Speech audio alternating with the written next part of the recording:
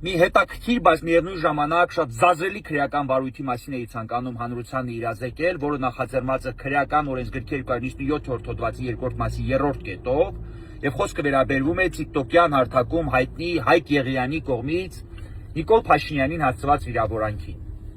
Ինչ որ կուսակցության նախագահ այդ փաստի կապակցությամբ ներկայացրել է հաղորդում, նշելով, որ վաղը կարող է Հայաստանի Հանրապետության վարչապետը ինքը լինել եւ իր համար անընդունելի է,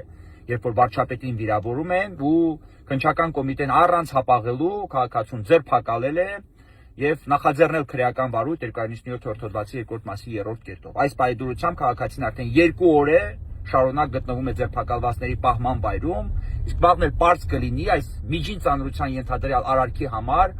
ինչ դիրքորոշում է ցույց տալու քննչական կոմիտեն, այսինքն արդյոք նրան ներկայացնելու է դատարան կալանավորման նպատակով եւ ինչ մոտեցում է ցուցաբերելու այդ կապակցությամբ դատարանը։ Ես ստանձնել եմ քաղաքացու շահերի պաշտպանությունը եւ կարծում եմ, որ սա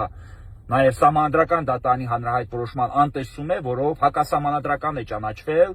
քրեական օրենսգրքի այն հոդվածը, որը պատասխանատվություն էր նախատեսում պաշտոնատար անձանց հասցեին ծանր վիրավորանքներ հնչեցնելու համար։ Քննչական կոմիտեն սա քողարկում է, չգիտեմ, ունիվերսալ հանցակազմով, խուլիգանությունով, ընդ որում խուլիգանության 2-րդ մասի 3-րդ կետով եւ քաղաքացիների ենթարկում ուղղակի քաղաքական ու քրեական հետապնդման։ Ամփոփ ասած, Հայկ Եղիյանին կարելի է անդերապահորեն համալրել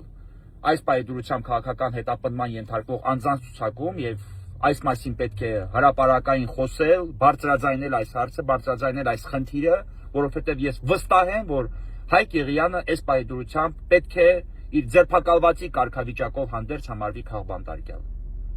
որովհետեւ մարդը ընդամենը իր քաղաքական խոսքը կոշտ եւ կոպիտ արտահայտելու համար ենթարկվում է փաստացի քրեական հետապնդման եւ այս պայդրությամբ ձերբակալված է, գործով է զբաղվում է Վարդենիսի քննչականը։ Կրկնում եմ, վաղը պարզ կլինի այս միջին ծանրության ենթադրյալ արարքի համար քաղաքացուն տանում են դատարան կալանավորման նպատակով թե ոչ եւ ինչ մոտեցում է ցուցաբերում դատարանը։ Այսքանը։